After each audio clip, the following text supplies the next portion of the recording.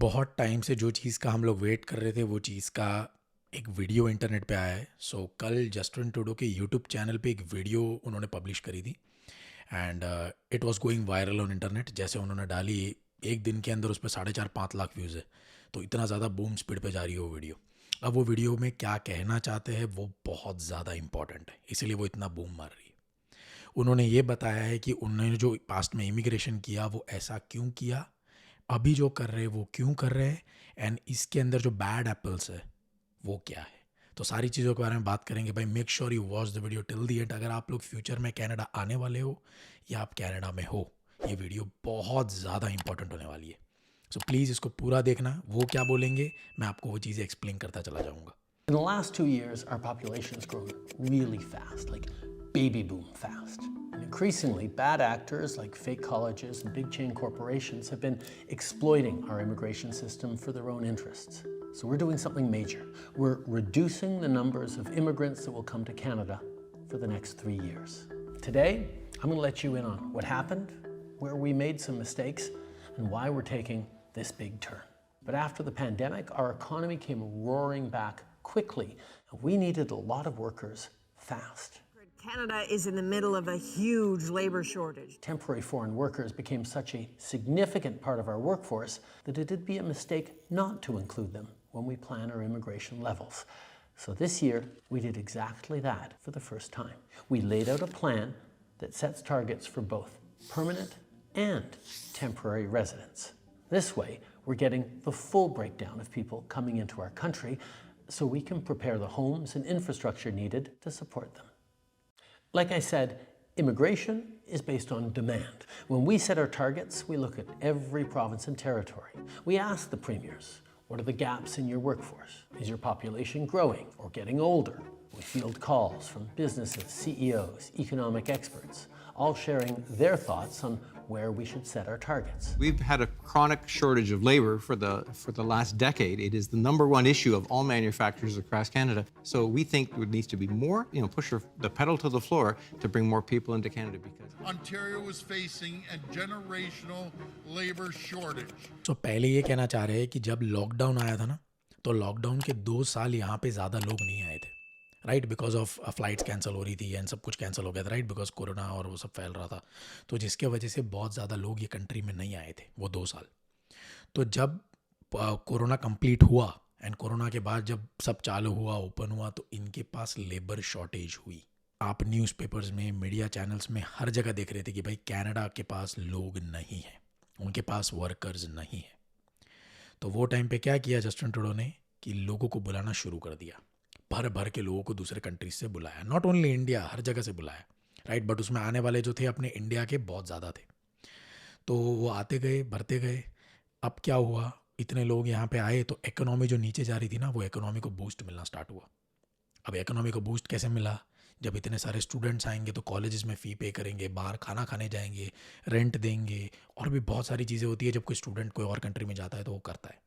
तो जब इतने ज़्यादा मात्रा में लोग आते हैं तो millions and millions of dollars का ट्रांजैक्शन होता है, एंड इससे वो जो रिसेशन में वो जाने वाले थे वो रिसेशन का फेस चला गया एंड वो प्रॉफिट में आने लग गए and like everything started booming. After 2 years with closed borders, we need more people, more workers, fast. So we brought in more workers, and it was the right choice. It worked. Our economy grew. Restaurants and stores reopened, businesses kept running, but most importantly, in spite of lots of economists' predictions, we avoided the worst-case scenario, a recession. But some saw that as an opportunity to profit, to game the system. We've seen way too many large corporations doing this. The government says the program has been used to get around hiring Canadian workers in some instances. Far too many colleges and universities used international students to raise their bottom line. There are the diploma equivalent of puppy mills that are just churning out diplomas. There is fraud and abuse, and it needs to end. Because they could charge these students tens of thousands of dollars more for the same degree. And then there are really bad actors who outright exploit people, who target vulnerable immigrants with promises of jobs, diplomas, and easy pathways to citizenship, promises that would never come true.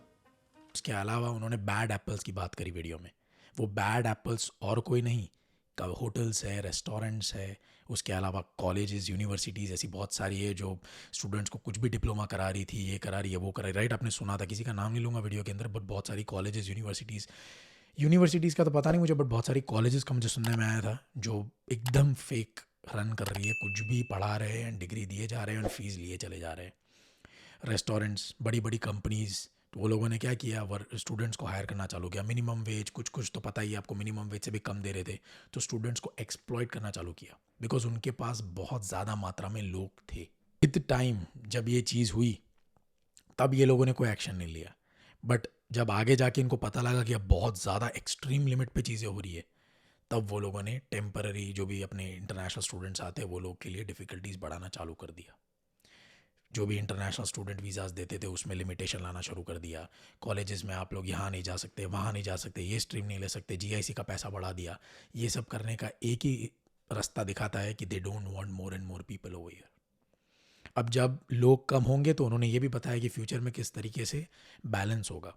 Between the amount of people coming and going, we'll effectively pause population growth for the next 2 years. Then from 2027 onwards, it'll balance out and slowly start increasing again at a sustainable pace. In fact, that gets us back to the population growth path we were on before the pandemic. This pause is going to give our economy and our communities the chance to catch up with things like our plan to build millions more homes. That's not stopping, but now we'll have a little more breathing room as we build. We'll see more corporations investing in Canadian workers and youth rather than relying on cheap foreign labor. Our cap on international students is already bringing rental prices down in big cities, and as we keep that cap in place, rents will keep coming down. We're making the system work for Canadians and for newcomers rather than for the big box stores, chain restaurants, immigration consultants, and sham colleges that exploit it. और मज़े की बात यह है, मज़े की बात तो नहीं है भाई, बट उन्होंने ये बोला है कि जितने भी इंटरनेशनल स्टूडेंट्स दूसरे कंट्रीज से आए सब लोगों को PR नहीं मिलेगा। क्लियरली उन्होंने बोल दिया है, अगर आप लोग हेल्थ सेक्टर में हो, कंस्ट्रक्शन सेक्टर में हो, या उन्होंने क्या बोला है कि प्रीमियर जो भी जगहों के होते हैं ना, वो लोगों से उन्होंने बात करी है, एंड बात करने के बाद जो भी पता लग रहा है कि भाई ओके यहाँ पे ये लोगों की ज़रूरत है, यहाँ पे एज ग्रुप वाले कम हो रहे हैं, तो उस हिसाब से वो आपको PR या आगे जो भी आपका प्रोसेस होने वाला है उस हिसाब से आपको देंगे। अगर आप वो सिस्टम में बैठते नहीं हो, जैसे बिजनेस मैनेजमेंट और ये सब लेके आए हो ना, प्रोजेक्ट मैनेजमेंट और ये सब, ये उनके सिस्टम में वैसे भी ठीक नहीं है ये, तो ये कोर्सेज वालों की बज के हाथ में आने वाली है। सिंपल भाषा में मैं बता रहा हूँ ये चीज़ आपको, जो उन्होंने बताया है वो कुछ भी बढ़ा चढ़ा के मैं नहीं बोल रहा हूँ। That is why I am showing you the footages कि भाई उन्होंने ये बोला है। हेल्थ केयर सेक्टर में हो आप, कंस्ट्रक्शन वर्कर हो, तो आपको कोई भी प्रॉब्लम नहीं आना चाहिए। अगर आपने राइट चीज़ें ली है यूनिवर्सिटी में तो PR मिलने के चांसेस फिर भी थोड़े ज़्यादा है।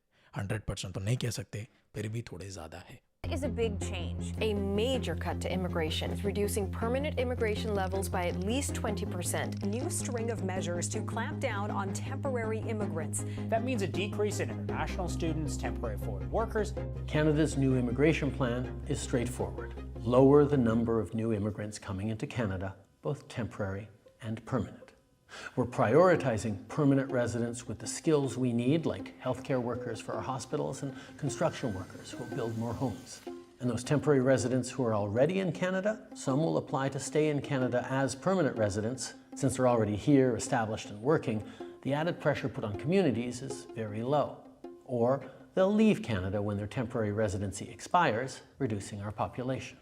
अब जब ये लिमिटेशन करेंगे तो क्या होगा, बहुत सारे स्टूडेंट्स यहाँ पे ऐसे हैं जिनका वर्क परमिट एक्सपायर होने वाला है, ये ईयर एंडिंग में या फिर अगले साल शुरू में वर्क परमिट एक्सपायर होगा। तो अगर उनको PR नहीं मिली तो वो क्या करेंगे, वो असाइलम क्लेम करेंगे। एंड असाइलम जब आप क्लेम करते हो तो बहुत सारी चीज़ें देखी जाती है। You are not just given asylum and आपको एक कंट्री में रहने नहीं देंगे, क्योंकि आप जब यहाँ पे आए थे, आप अच्छे खासे आए थे, इंडिया में आप अच्छे खासे हो, तो सडनली यहाँ पे आके असाइलम क्लेम करने की क्या ज़रूरत पड़ी।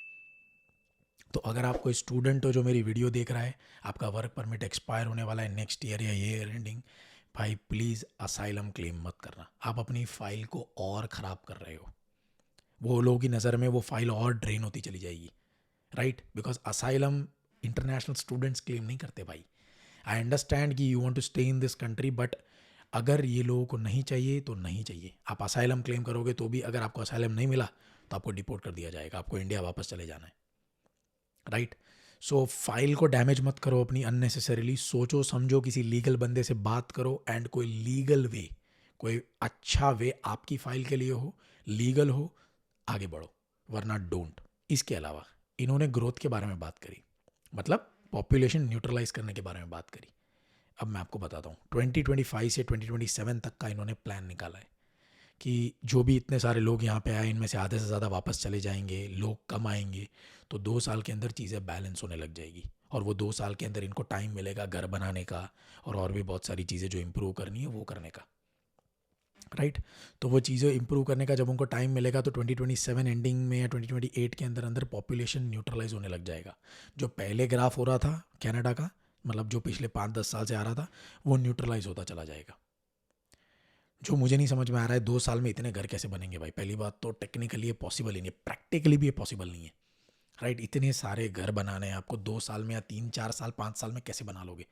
एंड इतनी जो ऑडियंस आई है, ये ऑडियंस के लिए आई हैव नो क्लू कैसे करने वाले हैं, बट गवर्नमेंट है भाई, उन्होंने कुछ सोचा होगा समझा होगा तभी आगे बढ़ रहे होंगे। सो एनीवेज, सो इस तरीके का उन्होंने प्लान निकाला है। ये वीडियो के बारे में बात करना बहुत ज़्यादा इम्पॉर्टेंट है। नंबर 1, सबको PR नहीं मिलेगा। नंबर 2, अगर आप हेल्थ केयर सेक्टर में हो, आप कंस्ट्रक्शन वर्कर हो, ये दोनों की उन्होंने बात करी है और किसी भी चीज़ की बात नहीं करी है, तो हम किसी और चीज़ की बात नहीं करेंगे। ये 2 सेक्टर में हो तो चांसेस है कि आपको PR मिल सकता है। अभी PR मिलने के तो बहुत सारे और फैक्टर्स होते हैं यार, कि आप जो जगह पे हो वहाँ पे कितने ज़्यादा वर्कर्स हैं वो एरिया के अंदर, आप जो फील्ड में हो वहाँ पे कितने लोग रिटायर होने वाले हैं, क्या है क्या नहीं, बहुत सारे कैलकुलेशंस होते हैं। उसके बाद वो लोग डिसाइड करेंगे कि भाई ये पर्सन को यहाँ रखना है नहीं रखना है, आपकी जॉब क्या है, आपने जो स्ट्रीम अप्लाई किया है क्या है, बहुत सारे फैक्टर्स होते हैं भाई, राइट। सो खाली 2 चीज़ों के ऊपर मैं डिस्कशन नहीं करूँगा ये, तो ये 2 चीज़ें हैं। नंबर 3, प्लीज़ असाइलम क्लेम मत करना। अगर आप कोई इंटरनेशनल स्टूडेंट हो, मुझे देख रहे हो, प्लीज़ भाई असाइलम क्लेम मत करना। तो ये था उनका जो भी एक्सप्लेनेशन उनको देना था।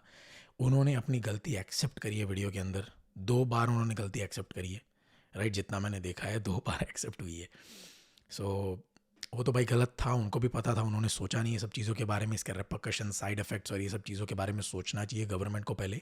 बट बस खाली रिसेशन को बचाने के चक्कर में लोग बुलाते चले गए। बिजनेसेस, होटल्स, चेन्स, ये लोगों ने बहुत बच्चों का फ़ायदा उठाया है, राइट। सो ये सब चीज़ों अभी उनको पता लगी है। आई एम 100% श्योर इलेक्शन की वजह से पता लगी है, वरना पहले पता नहीं लगती। सो चलो जो भी है, अब एंड में जो जस्टिन ट्रूडो के 10 मंथ्स 11 मंथ्स रहे हैं, वो 11 मंथ्स के अंदर वो चीज़ें बदलने का ट्राई कर रहे हैं जितना कर सकते हैं। के अलावा जो हमारे इमिग्रेशन मिनिस्टर है वो तो बहुत टाइम से बोलते चले आए ये चीज़ों के बारे में। एंड ब्रैम्पटन में किसी मीडिया चैनल ने उनसे पूछा था कि भाई ये प्रोटेस्ट हो रहा है तो उसका क्या, तो ये क्लियरली टोल्ड, जब आप लोग इंडिया से यहाँ पे आते हो तो आप लोग क्या बोलते हो कि पढ़ाई करके आप वापस चले जाओगे। तो आप प्रोटेस्ट करो, कुछ भी करो, कोई फ़र्क नहीं पड़ता है भाई। अगर इनको आपकी ज़रूरत है तो आपको PR मिलेगा, वरना आपको PR नहीं मिलेगा। सो ये था भाई आज का वीडियो। कैसा लगा do let me know. Relax, chill out guys, शांति से ठंडे दिमाग से चीज़ों को लो, ज़्यादा लोड लेने का नहीं। PR is not the end $1 million game, ठीक है। अगर नहीं भी मिला तो बहुत सारे और वेज़ है जो आप इंडिया में जाके कर सकते हो या कोई और कंट्री में, जो भी आपके हिसाब से वो फिगर आउट कर सकते हो। Please let me no comment section के अंदर कैसा लगा वीडियो, मैंने ढंग से आपको सब एक्सप्लेन किया कि नहीं। एंड अगर कुछ चीज़ समझ में ना आई हो तो वीडियो देखो, या तो कोई लीगल बंदे को कांटेक्ट करो जो बंदा जेन्युइन और ऑनेस्ट हो। चलो